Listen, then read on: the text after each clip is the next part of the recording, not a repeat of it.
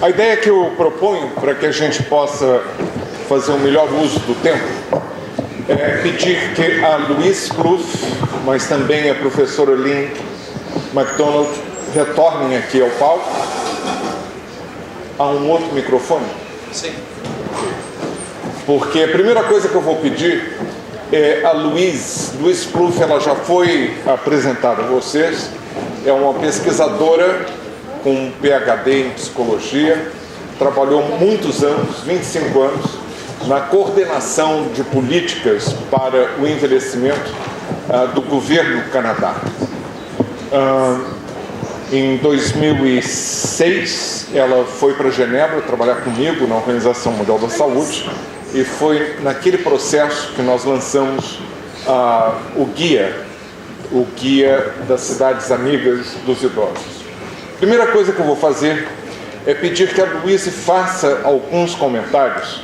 A Louise passou os últimos 2 anos trabalhando no Centro Internacional da Longevidade conosco. Ina e Silvia também estão aqui, do Centro da Longevidade no Rio. E antes que ela fale, deixa eu só explicar o que é esse Centro da Longevidade.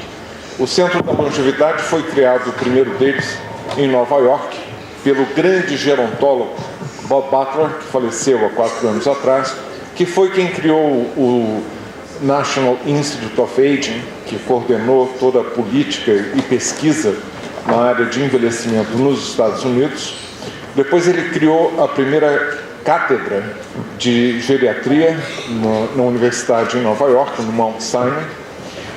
Ele foi um pioneiro, um dos grandes gerontólogos, pensadores na área de gerontologia, e finalmente, ao se aposentar aos 70 anos, ele cria o primeiro Centro Internacional da Longevidade em Nova York, que depois é criado em outras 4 cidades, Tóquio, Paris, Londres, República Dominicana, e hoje são 17 os Centros Internacionais da Longevidade, sendo o Rio de Janeiro uma das sedes. Eu presido o Centro Internacional da Longevidade no Rio, mas sou também co-presidente da Aliança Global dos Centros Internacionais da Longevidade, com base na Universidade de Columbia, em Nova York, e a outra co-presidente é a baronesa Greengross, com base em Londres. Louise retorna agora para o Canadá, integrando o mais novo Centro Internacional da Longevidade, que é no Canadá. E os Centros Internacionais da Longevidade têm como primeiro propósito ser que em inglês chama-se think tank, que é um órgão pensante, exatamente para pegar as pesquisas todas que existem, a informação de qualidade, baseada em evidência, como o tipo de pesquisa que a professora McDonald realiza no Canadá, e transformar essa informação, esses dados todos existentes, em políticas que sejam baseadas em evidência e disseminadas. E entre nós, os 17 centros, nós temos também essa função de intercambiar as experiências dos diversos centros. Eu já tenho algumas ideias muito concretas, depois de ouvir a Lynn McDonald, em relação ao IANSP, que eu vou propor, mas eu gostaria antes que a Louise, com o conhecimento dela profundo sobre o Canadá, mas também um conhecimento baseado nesses 2 anos morando aqui, fazendo pesquisa, eu vou pedir que a Louise faça alguns comentários para que depois eu possa complementá-los e ouvir de vocês também. Como nós somos muitos, eu pediria que, se vocês têm observações e comentários, vocês utilizassem o papel, formulassem por escrito para que elas pudessem me chegar, e dessa forma eu possa juntar algumas perguntas, tendências. Se vocês não tiverem um pedaço de papel, uma caneta na mão, enquanto a Louise fala, peça ao vizinho para que vocês possam ter folhas de papel disponíveis para que vocês possam fazer tais perguntas que me cheguem aqui. Louise. Bom, obrigada, Karash. Ter o privilégio de trabalhar no Centro Internacional de Longevidade do Brasil, no Rio, me permitiu de observar como é o Brasil no sentido do envelhecimento e o preparo pelo envelhecimento, para o investimento e o Canadá. E vi muitos pontos paralelos. O Brasil e o Canadá são países ricos. Os dois são países ricos, muitos recursos, são países envelhecendo. O Canadá tem desigualdades sociais, menos que no Brasil, mas tem também, desafio, e o desafio da população mais velha, e em particular, especialmente das pessoas de 85 e mais, como no Brasil.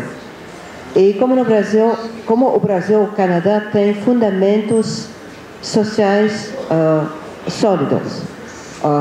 Um sistema de previdência para assegurar a seguridade financeira da população idosa e também um sistema de saúde público, como o Brasil, um sistema de saúde público. São dois fundamentos muito importantes para assegurar o envelhecimento ativo. Por favor, estou pedindo desculpas para o meu português, que é longe de perfeito. Estou ainda aprendendo. Os desafios são os mesmos. Como promover a saúde, como promover o envelhecimento saudável e ativo. Como prever as doenças crônicas. Como prevenir as desabilidades. Como cuidar dos idosos que têm desabilidades. Temos no Canadá e aqui o mesmo problema do cuidado na comunidade.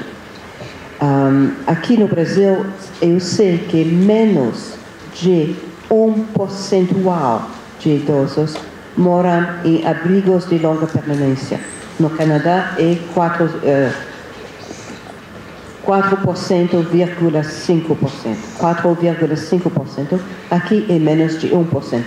O que quer dizer que a grande maioria, quase a totalidade dos brasileiros idosos moram em casa.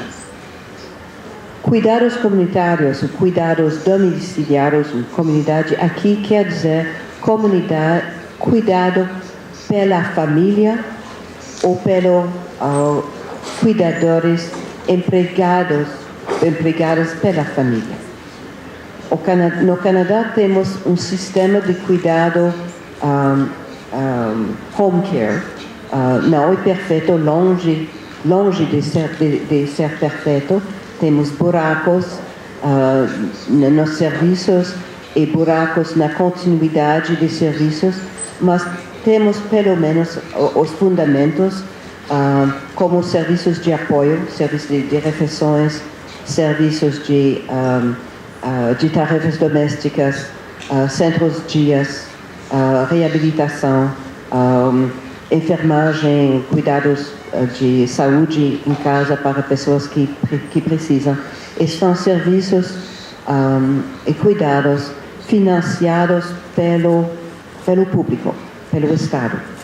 Aqui no Brasil ainda não existe e acho uma falta grande aqui, um serviço a desenvolver com muita rapidez aqui.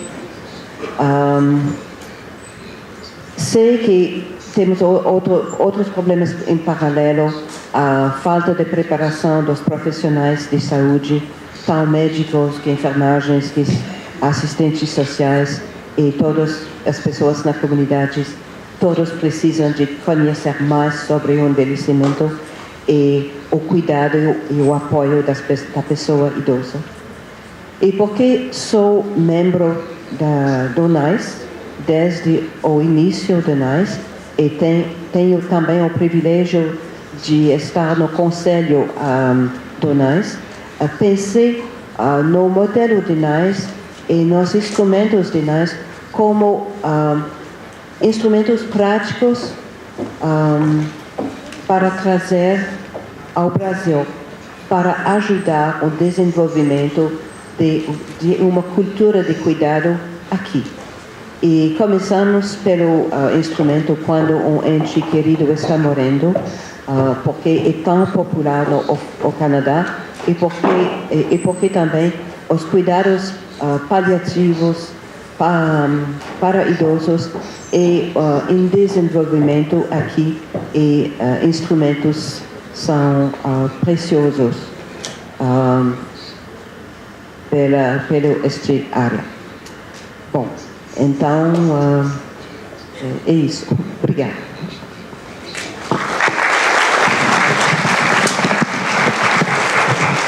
Muito obrigado, Luiz.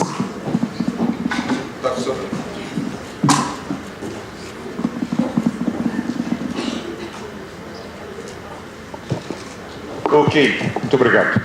Eu acho fantástico que a Luiz tenha aceitado o desafio, não só de vir para o Brasil, mas que tenha tido, nesses 2 anos, a capacidade de aprender o português de forma a poder se dirigir em público. Eu acho que realmente o seu esforço e a sua competência devem ser assinalados.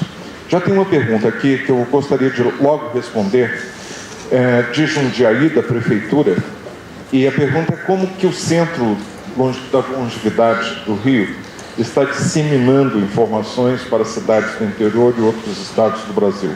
Como podemos nos aproximar? Eu gostaria que a Silvia Costa se identificasse.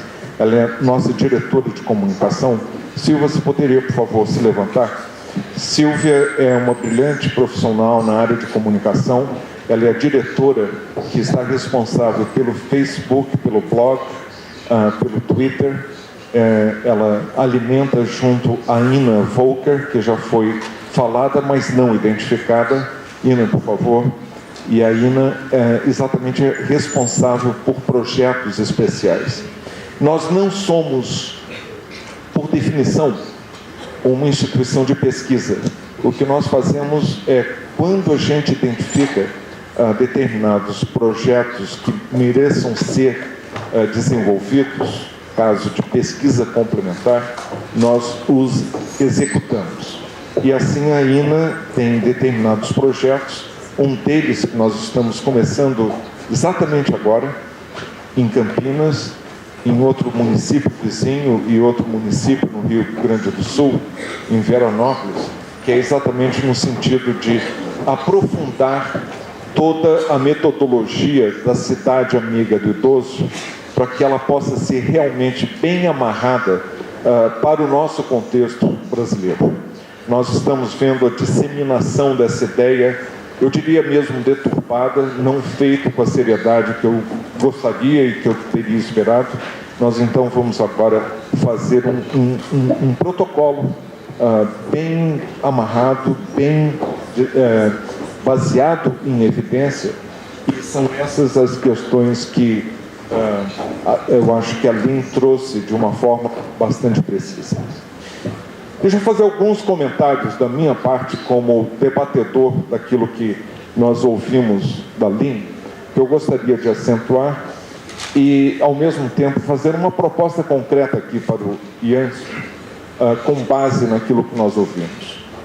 Lynn, você nos disse, e I'm not sure, vocês usem, por favor, agora o microfone, o audiofone, porque para estabelecer esse diálogo com a Lynn, eu vou falar em inglês. I'm going to speak in English because it's going to be easier to have this dialogue with you, and I would just like to pinpoint some of the important aspects. It's not replicating what you have said, but I think that very important points that we need to translate from the reality in Canada. Like here, you have said that it is the population 85 plus that is the fastest growing. This is the big challenge. How are we going to develop the necessary care for a population that will have a very high proportion of people that are very dependent, especially because of dementia?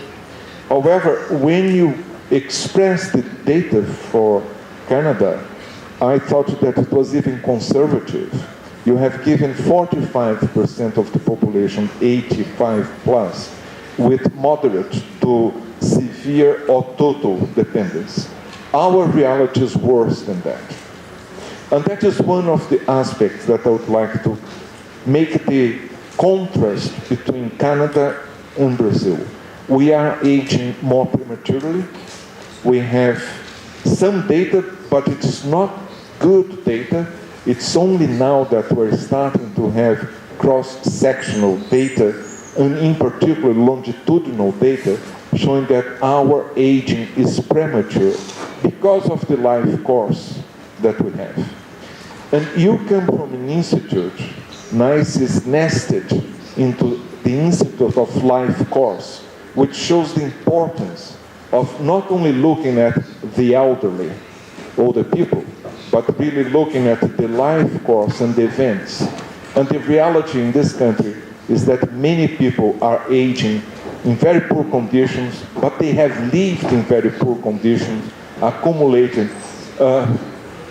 risk factors for many different diseases.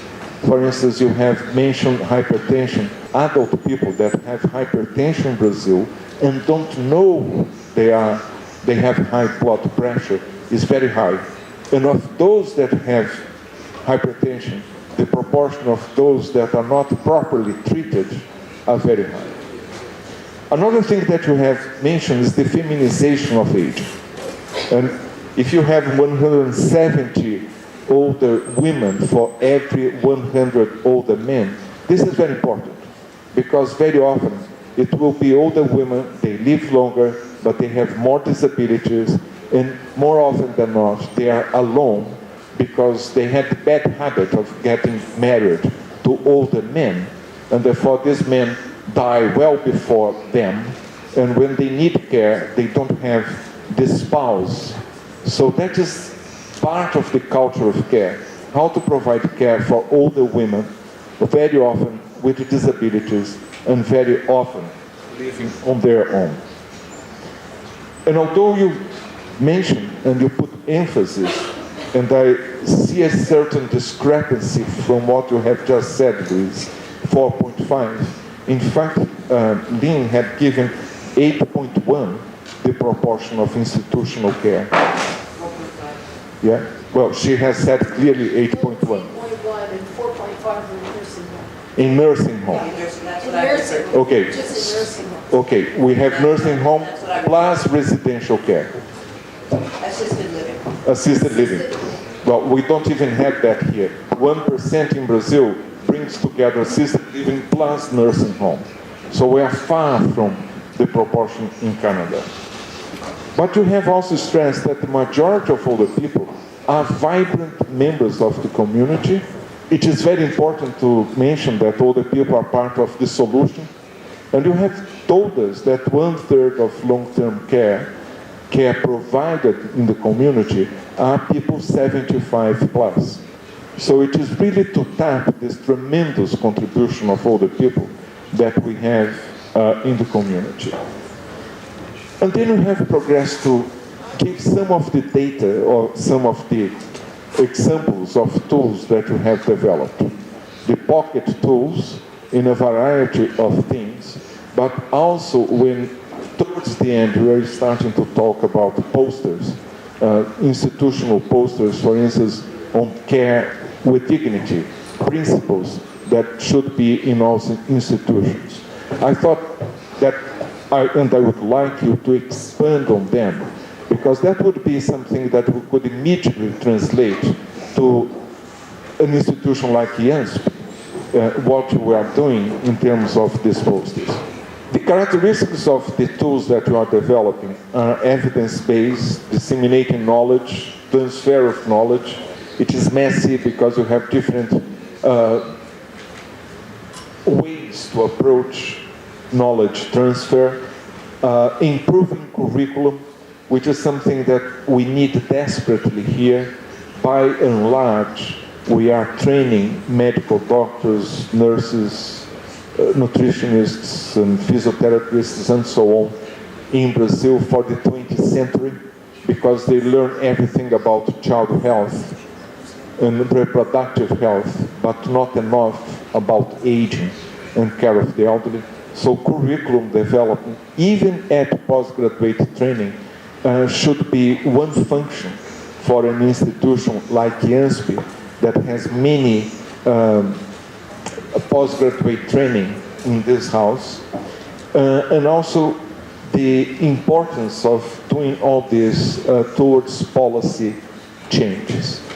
And Latifi and Baviera, all the directors that are present here, Eusébio, Abrão, I think this is already a very important challenge for this house, for IANSP, is to look at all that is being done in Canada through NICE, liaise with researchers, and I should point out that there will be a workshop this afternoon, but also tomorrow we will have people, researchers, from the Institute of Health, the Faculty of Public Health at University of São Paulo. Maria Luvison could not be here with us, but she's organizing this meeting. We will have people from the Secretaria da Saúde, the Secretary of Health. We will have people from USP. We have a researcher that is present here, Yeshito, who is already implementing a number of initiatives at the Hospital Universitário, the University Hospital. So there will be researchers that could liaise with IANSP. IANSP could facilitate this work so that we could have exactly what we have at NICE, which is researchers and practitioners, and the practitioners are here, so that we could bring some of these tools, translate them, but it's not a question of translating alone. We have started to do this at the ILC, the International Longevity Center, but we could do this systematically, to look at all these posters, to look at all these tools, to translate them, and then to evaluate on how to make them to work in practice. This is exactly what you have been asking us, Latifi, Baviera, Eusébio, Abrão, is to how to facilitate, to bring tools, interventions that have shown to work in other countries, and how we can adapt them to IANSP, provided that you will also assume the responsibility to be the disseminators of these tools to other institutions in the state of São Paulo.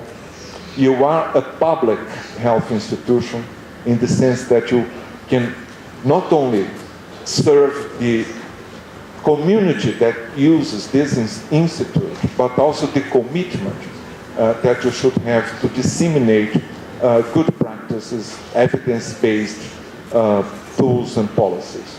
So that is something that I would like to see practical.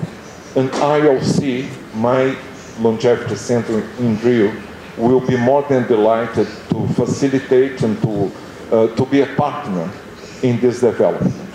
So I will pose and ask Lynn to make some comments about this, also complemented by Luis. And for this point, let us keep in English so that they don't have to take the auriculars all the time. And then we'll bring the many questions that I am receiving. So while you talk, I will have time to digest what is being asked. So first, perhaps, Lynn, you have a microphone at your side, and then Luis, before we carry on. One of the most important things that is a part of our membership at NICE is that we have 10 countries that are also partners.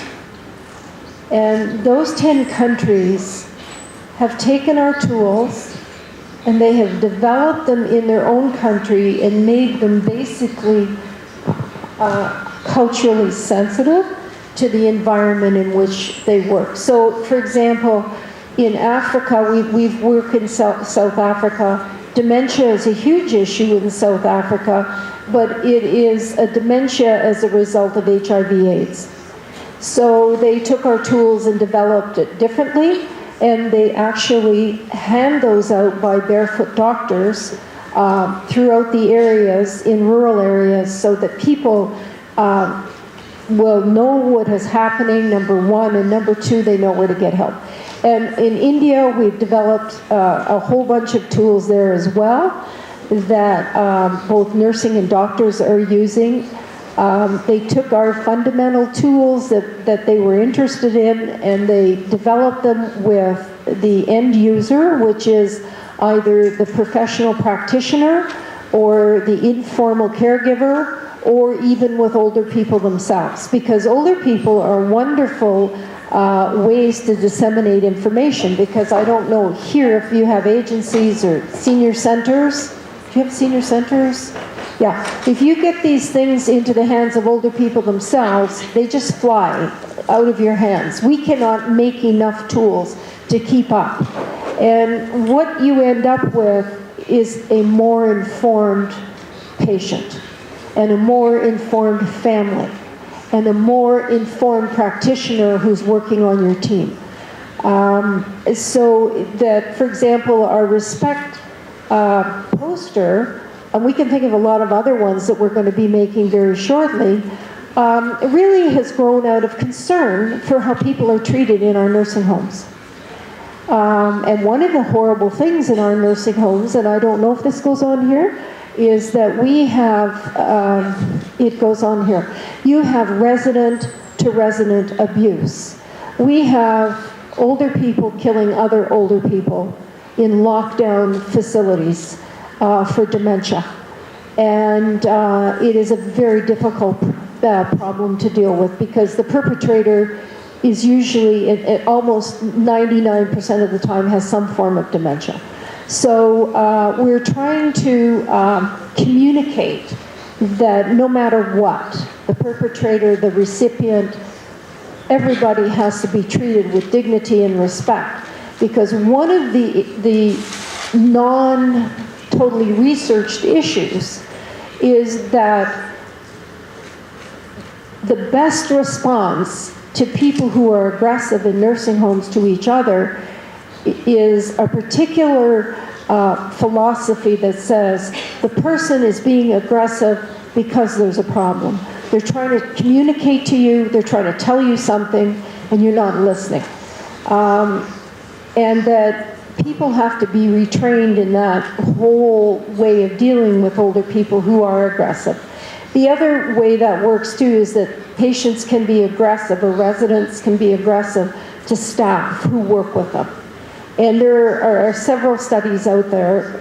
There's one big one in Canada where older people do attack staff. We already know from the research that they're attacking staff when staff are making them do something they don't want to do.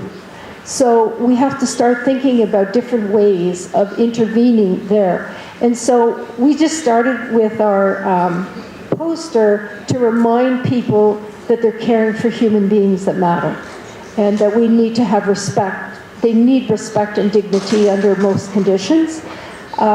We are moving forward to do tools on resident-to-resident abuse, and we're moving forward to do tools on resident-to-staff abuse, and of course we have a number of them on staff-to-resident abuse.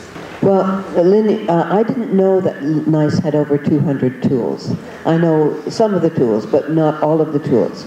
ILC Canada has translated 5 tools, tools dealing with elder abuse and caregiving and end of life. So among the tools that Lynn mentioned earlier, the EASY, the Elder Abuse Suspicion Index, was translated because it has already been validated cross-nationally. It's very simple and easy to use, as the word says, with only 6 questions, and it can be used in any primary care setting, any care setting, usually by the physician, by the attending physician, and administered in 1 to 2 minutes. Another tool, the Indicators of Abuse, helps those who are making decisions about abuse to decide how severe is it. So it helps in determining care and support and the interventions. The Respect All poster that Lynn just mentioned because it's a poster. It's something that it's been translated, can be prepared into a poster and posted throughout the hospital and in any care setting, as in the community as well. As Lynn was talking, when someone close to you is dying tool, as well for help in care at the end of life, often including by family members. And another tool that Lynn didn't mention, and I want to ask you, Lynn, is the CASE, the Caregiver Abuse Scale. That Caregiver Abuse Scale has been translated and validated in Portuguese, and validated for Brazil, and is also a nice tool. But you didn't mention it. Can you say a few words about CASE? Because this is a tool that exists here in Brazil, has been validated, and is immediately available for use. So, yeah, the CASE tool, there's the easy tool for physicians. There is the base tool, which is probably the one that you should use first, and that can actually also be used on the telephone. The CASE starts to give you a little more depth about the caregiver primarily. If you read the CASE, which I have some here, you can take a look at them, it really suggests that there is a caregiver issue, and you can score between 0 and 4 on how bad and how severe this problem is. And that gives you a clearer indication of where you need to intervene and how you need to intervene about which particular issue, because it's sexual abuse, social abuse, psychological abuse, financial abuse. Medication abuse is also becoming a huge issue. I don't know if it is here, but in Canada it's a huge, where we call them off-label drugs. Drugs are being prescribed for people with dementia for which this drug was not developed. These drugs kill older people with dementia, and they should not be used, but they're being used. One nursing home just lately in Toronto, 67% of the residents in that nursing home were being medically constrained by drugs.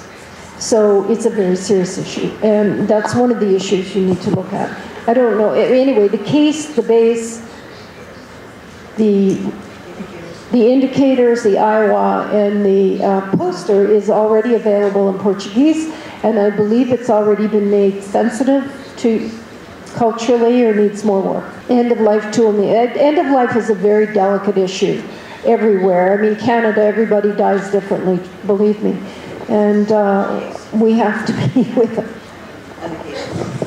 The CASE tool is culturally sensitive too. Ok. Eu vou de novo voltar agora para português, que eu queria fazer um pequeno diálogo com vocês, dar tempo para que Lynn possa colocar o auricular. Eu queria que vocês levantassem a mão. Quantos de vocês lidam diretamente com pacientes nesse universo? Eu não conheço vocês, eu não sei quantos que estão lidando diretamente e quantos são de administração. Então, vocês lidam diretamente com pacientes. Quantos de vocês, continuem com as mãos elevadas, quantos de vocês se sentem bem habilitados e capacitados para lidar com pacientes que estão morrendo, para lidar com os problemas de end of life, final da vida? Vocês viram que as mãos reduziram-se bastante. Esse é um dos problemas que nós temos. Nós estamos lidando com pacientes que vão morrer. Nós estamos lidando com pacientes que chegam ao final da trilha e não nos sentimos bem capacitados a lidar com a coisa mais natural, que é a morte. Isso desde a escola médica, ou de fisioterapia, ou de nutrição, ou do que quer que seja. Esse é um dos tools, dos instrumentos que o NICE já desenvolveu e que já está disponível em português, depois de ter sido avaliado e habilitado.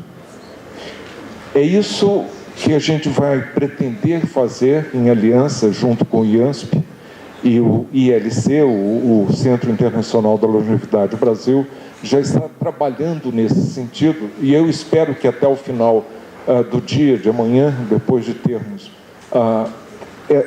essa oficina de trabalho com os pesquisadores do Instituto de Saúde, da Faculdade de Saúde Pública, do Hospital Universitário, e eu espero que a Secretaria de Saúde também encampe essa iniciativa, para que vocês se sintam mais habilitados a trabalhar e ter esse tipo de instrumento que tem implicação direta e prática naquilo que vocês fazem. Essa é a iniciativa. E eu vou passar, então, às perguntas que já foram formuladas, e gostaria, se fosse possível, não, melhor, eu pediria que a Ina viesse aqui, porque tem uma pergunta, Ina, que talvez muito melhor seja respondida por você do que por alguém do Canadá ou por alguém do Brasil. E a pergunta é em relação ao serviço social na Alemanha, que, segundo a questão, segundo a pessoa que pergunta, se responsabiliza por regiões, pelos moradores dessa região na Alemanha, que além de oferecer serviço de cuidados de residência, na residência por pessoal treinado, a assistente social pode se tornar tutor de pessoas idosas ou com necessidades especiais. Antes de perguntar como isso é no Canadá, como a pergunta é especificamente sobre a Alemanha, se você pudesse pegar aqui o microfone e dizer um pouco, você que é alemã e que fez o curso de gerontologia na Alemanha, depois de fazer o mestrado em gerontologia em Londres e de ter uma ampla experiência internacional trabalhando para a organização não governamental com base em Londres, que é o HelpAge International, mas você, essencialmente, na sua experiência no seu país natal, o que você poderia compartilhar em relação a como preparar na comunidade, que papel a assistente social pode ter em relação a isso? Está funcionando? Sim. Bem, na Alemanha a gente tem um sistema baseado em plano de saúde, basicamente, mas todo cidadão é obrigado a fazer parte desse plano de saúde, e tem um de saúde específico e um de cuidados de longa permanência. E automaticamente do seu salário já é subtraído um valor percentual que vai para esse seguro. E com esse seguro você tem direito a serviços de cuidadores que vêm até sua casa para prestar serviços, e também você tem a possibilidade de comprar uma cama específica, todos os equipamentos que você precisa de cuidar de uma pessoa idosa, uma pessoa com deficiências, você, através desse seguro, recebe na sua casa. Mas, mesmo assim, isso nem todo mundo sabe muito bem. Eu vi isso agora com minha avó, que estava cuidando do marido dela, e as pessoas têm esse seguro e têm o direito, mas como aqui também, eles muitas vezes não sabem muito bem como acessar esses serviços. E, mesmo assim, não cobre tudo completamente. E também, claro, tem também as pessoas da assistência social que vão até as casas das pessoas, caso que for necessário, além do geriatra ou também de um serviço médico, na verdade, que bem no início do acesso à ajuda do seguro, eles vão até sua casa para classificar a pessoa. Tem 3 níveis de dependência, e dependendo em qual nível que você está classificado, você recebe ajuda diferenciada. Ok. Ina, há uma pergunta aqui, que é uma pergunta recorrente hoje. Você não vai em nenhuma reunião que trate de assuntos relacionados ao envelhecimento onde isso não apareça, que é a emergência de um novo profissional, que são os gerontólogos. Nós não tínhamos gerontólogos no sentido de uma pessoa que vai fazer um curso universitário que se chama gerontologia. Na Alemanha já existe há mais tempo. A pergunta é muito específica e nós não vamos debater isso porque são vários os ângulos e interesses corporativistas, mas eu gostaria que você respondesse o que faz um gerontólogo na Alemanha, qual é o nicho profissional que encontra. Há bastante resistência em determinados setores aqui no Brasil de não formarmos gerontólogos porque os outros, enfermeiros, serviço social, nutricionista, fisioterapeuta, etc., já são gerontólogos. E eu gostaria que você apenas desse um pouco a visão da prática da gerontologia por gerontólogos, pessoas como você que foi formada em gerontologia. Bem, mesmo na Alemanha tem um pouco de resistência e é algo muito novo ainda. Não, se você se forma, você não vai encontrar um anúncio, estamos procurando gerontólogo. Isso não tem. Você basicamente tem que procurar seu caminho e achar esse nicho. E dos meus colegas de graduação, muitos acabaram no Quality Care, Quality Management, em instituições de longa permanência, outros em municípios, basicamente dando conselhos sobre o seguro de longa permanência, de cuidados de longa permanência, como acessar os serviços, isso também muitos que fazem, e muitos permanecem na academia também. Mas também, como aqui não tem nenhuma instituição que especificamente procura um gerontólogo, ou você entra numa pessoa numa instituição que procura um assistente social especificamente para a área do idoso, aí você pode aplicar, mas especificamente não tem nada também, não. Então, a pergunta, na verdade, é de uma bacharel em gerontologia, e eu diria que no Canadá e na maioria dos países onde eu tenho experiência, essa é a situação comum. Vocês podem escolher gerontologia, mas não se surpreendam se o mercado de trabalho for limitado e vocês tenham que fazer alguma outra coisa que não foi especificamente para aquilo que vocês foram treinados, por exemplo, administração em residências, em abrigos, etc. Nós temos algumas perguntas que são muito específicas, eu vou só muito rapidamente falar sobre elas antes de passarmos para a palavra final da Lynn. Eu sei que o tempo está passando e alguns gostariam de ficar muito mais tempo, mas a gente vai ter que ter um pouco de disciplina, já são mais de 11 horas.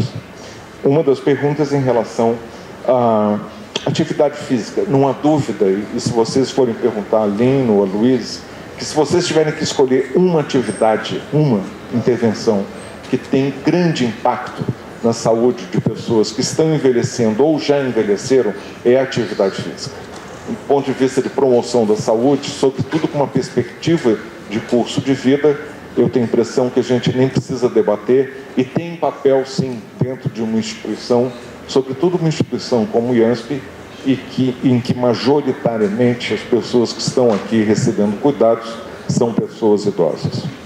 Há muito estigma no Brasil, essa pergunta fala, que em relação às famílias optarem por colocarem os seus familiares em asilos de longa permanência. Eu vou adiantar a resposta que no Canadá existe também estigma, mas muito menos do que aqui, porque eles já estão lidando com essa problemática. E o que a gente está diante hoje no Brasil é uma coisa que também existe no Canadá e na maioria dos países, é insuficiência familiar. As mulheres entraram para o mercado de trabalho, estão trabalhando fora, não estão mais disponíveis dentro de casa, como era na minha infância, onde eram poucos os idosos e muitas as mulheres, porque o cuidado continua sendo, e há uma dose forte de machismo na nossa sociedade, os homens não estão compartilhando o cuidado, querem que as mulheres compartilhem a renda familiar, mas não querem compartilhar o cuidado. Então você tem uma tensão que outros países foram se adaptando, e uma das formas de se adaptar, quando você não tem cuidadoras suficientes na família, os homens não participando desse cuidado, famílias fragmentadas com muito divórcio, famílias que têm muita mobilidade em países continentais como o Canadá, o Brasil, pessoas que estão morando 3, 4 mil quilômetros de distância dos seus pais ou dos seus avós, e você acaba com uma insuficiência familiar, e isso gera a necessidade de cuidados em residências, em abrigos.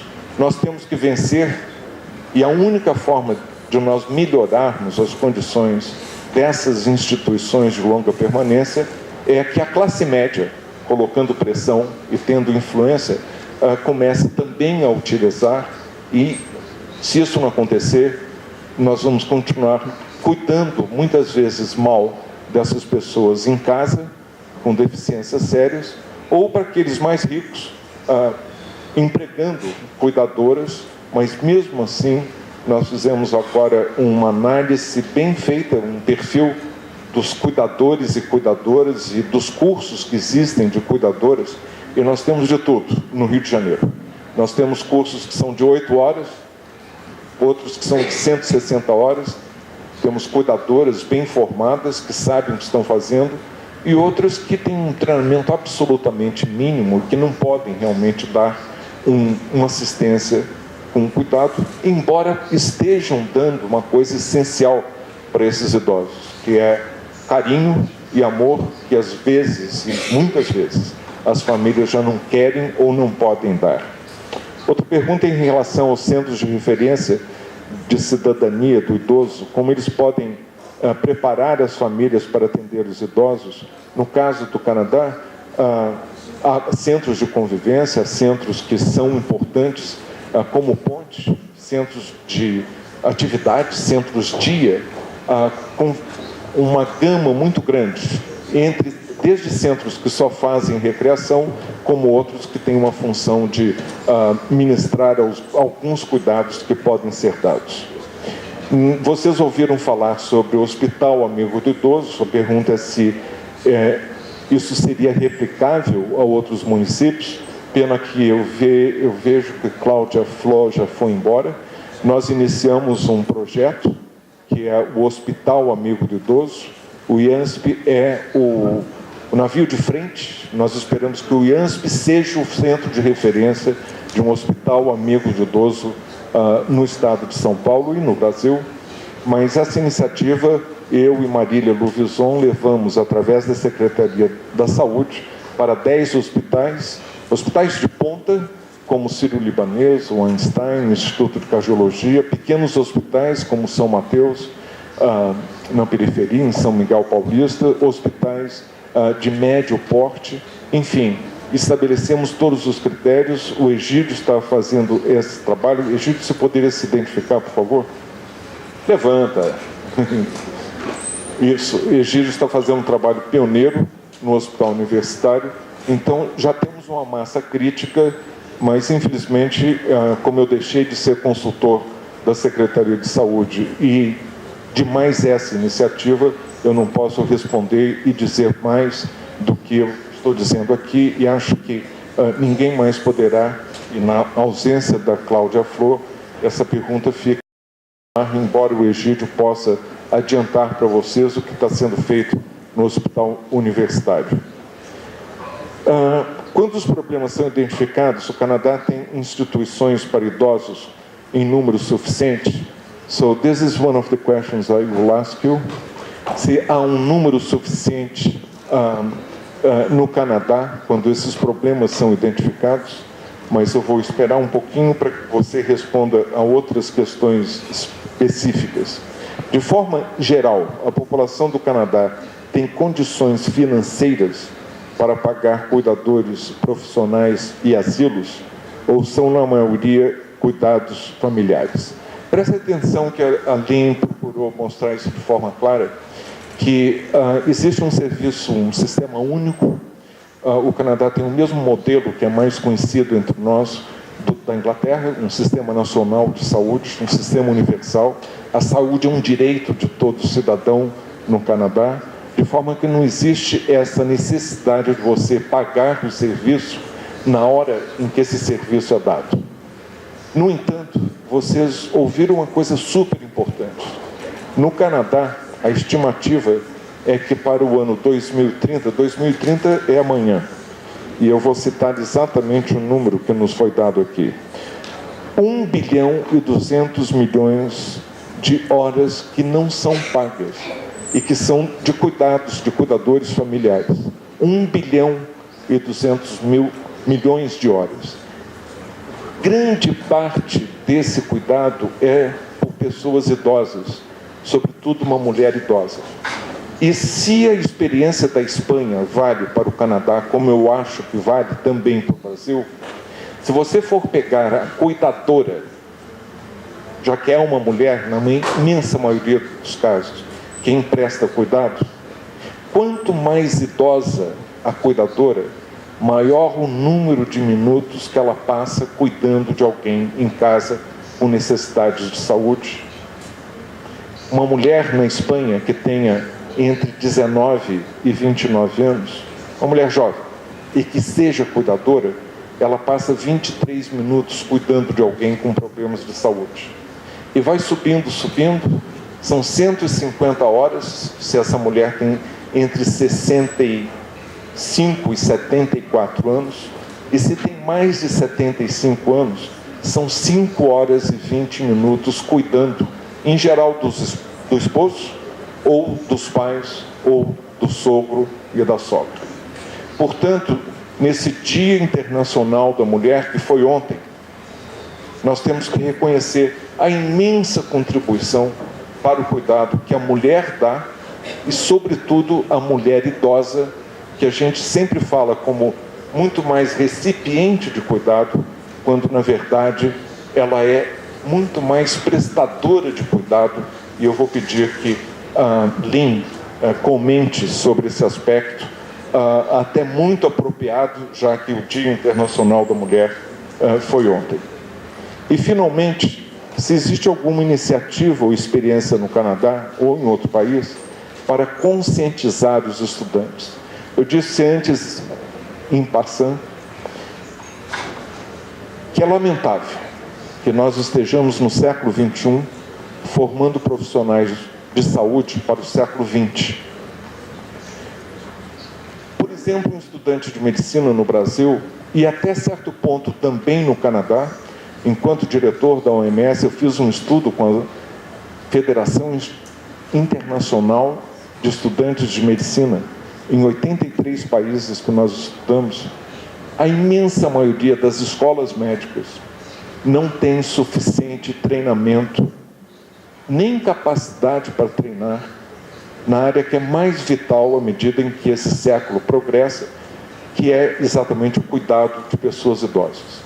Aprendem anatomia, fisiologia, fisiopatologia, farmacologia, apresentação de doenças, tudo, em jovens, e depois vão ter que praticar medicina, como vocês já estão praticando em suas áreas, medicina ou outras especialidades, em pessoas idosas, que é a realidade do IANSP e que vai ser a realidade do Brasil dentro de muito pouco tempo. Então, urge que a gente reforme os currículos e ou uma instituição que presta pós-graduação como o IANSP, que traga muito mais envelhecimento no currículo, seja pré-graduação ou pós-graduação. E eu vou, então, pedir também, como comentários finais, que a Lynn fale também sobre esse aspecto, e se Luiz tiver algo para complementar, por favor, nesses minutos finais, porque o tempo está correndo. Home care is covered by provincial states as opposed to the federal government. So there are 12 provinces in Canada and a number of territories, and all of them have their own home care programs because they are provincially run. Some home care programs are better than other home care programs, but most of them are include only small fees on the part of people in some provinces, in other provinces no fees, so totally free. In my province, it's free. However, you may only get 1 or 2 10 minutes a day of caregiving, which isn't enough. The real issue in Canada is we do not have enough home care. We need to put it through. We have an act that governs all health care in Canada, and what we need to do is have home care become mandatory part of care in Canada under the Canadian Health Care Act, and we haven't done that. There are many programs in Canada. There's quite a few. Firstly, there's a number of national associations of caregivers, of informal family caregivers in Canada.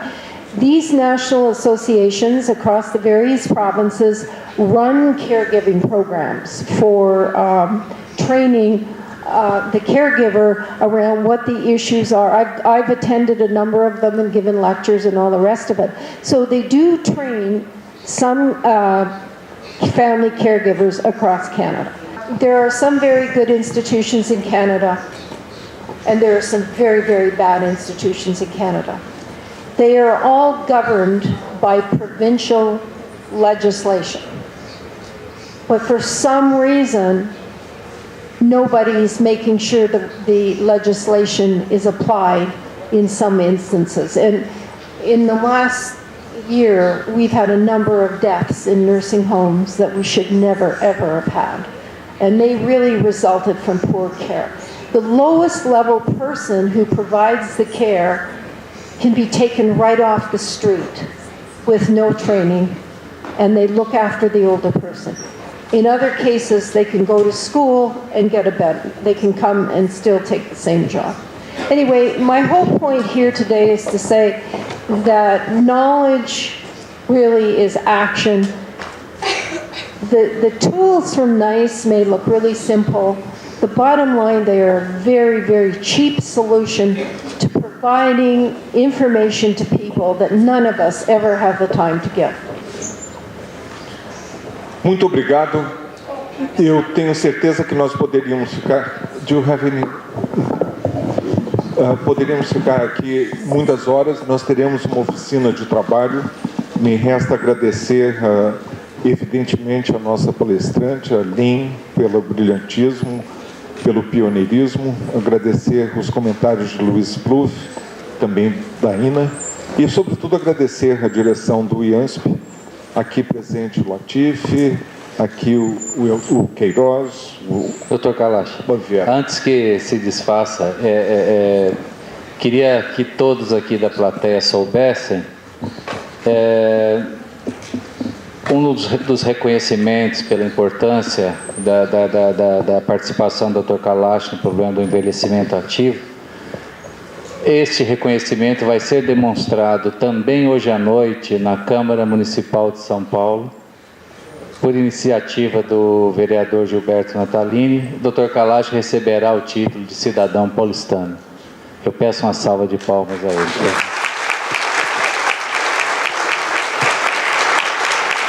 Agradeço imensamente a sua presença, a presença da professora Linda, da doutora Luiz. Agora à tarde nós teremos uma oficina de trabalho mais voltada às questões do IANSP, por isso não houve foco agora nas discussões dos problemas do IANSP e do Hospital do Servidor.